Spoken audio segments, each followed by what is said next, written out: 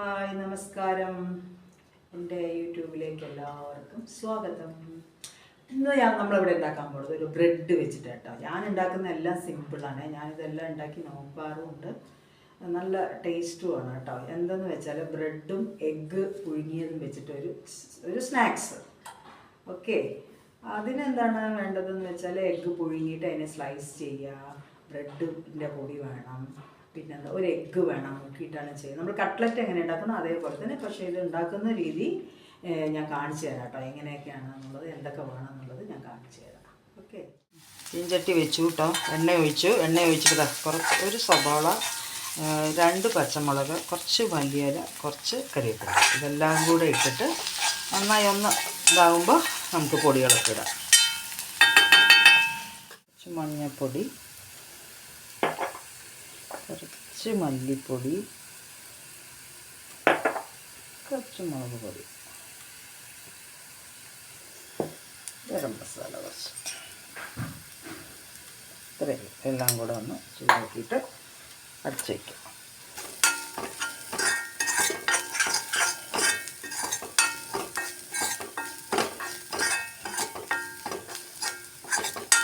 പച്ചമണം മാറിയിട്ട് അടച്ച് വയ്ക്കും. ഇത്രയേ ഉള്ളൂ.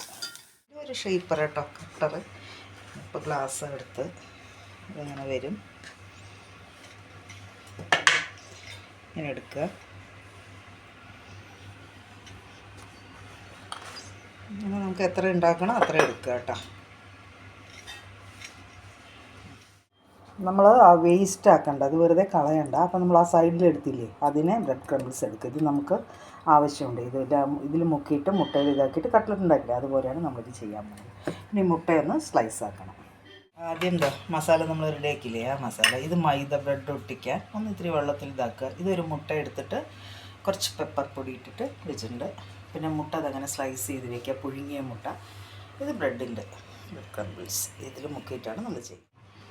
ആദ്യം ബ്രെഡ് വയ്ക്കുക, കുറച്ച് മസാല, കുറച്ച്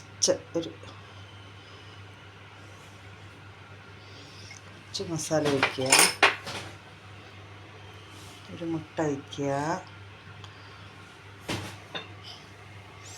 കുറച്ച് ഈ അറ്റത്ത് തേക്കണേ. എന്തിനാന്ന് വെച്ചാൽ നമുക്ക് ആ ബ്രെഡൊന്നും ഒട്ടാനാണത്, അല്ലെങ്കിൽ ബ്രെഡ് ഒട്ടിപ്പിടിക്കില്ല. നമ്മൾ എണ്ണയിലിടുമ്പോൾ വിട്ട് വരും അത്. അതിന് വേണ്ടിയിട്ട് അതിനെ ഒന്ന് ഒട്ടിക്കുക. നമ്മൾ മറ്റേ പീസിന് ഇതിൻ്റെ മേലെ വയ്ക്കുക, ഒന്ന് ഒട്ടിക്കുക, ഇതിലേക്ക് പ്രസ് ചെയ്യുക. ഉണ്ടോ?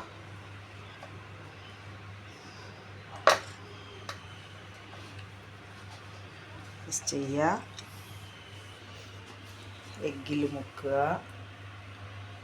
എഗ്ഗിൽ മുക്കുക. നമ്മൾ കട്ട്ലറ്റ് ഉണ്ടാക്കുന്ന അതേ മെത്തേഡിന് മുട്ടയിലേക്ക് ഇടുക, ബ്രെഡിലേക്ക് ഇടുക.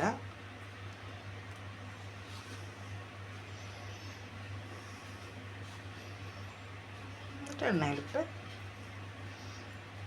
വറുത്തെടുക്കുക. പാൻ വയ്ക്കുക, എണ്ണ ഒഴിക്കുക. എന്നാൽ നന്നായി ചൂടാകുമ്പോൾ എണ്ണയിലേക്ക് ഇതിടുക കേട്ടോ.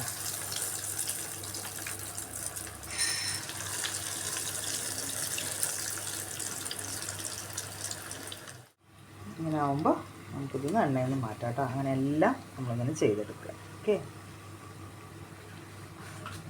അങ്ങനെയാണ് കേട്ടോ. അതിൻ്റെ ഉള്ളിൽ ബ്രെഡ് മുട്ടയും കൂടെ ഇങ്ങനെ ഇരിക്കും കേട്ടോ. നന്നായിരിക്കും, നല്ല ടേസ്റ്റാണ്.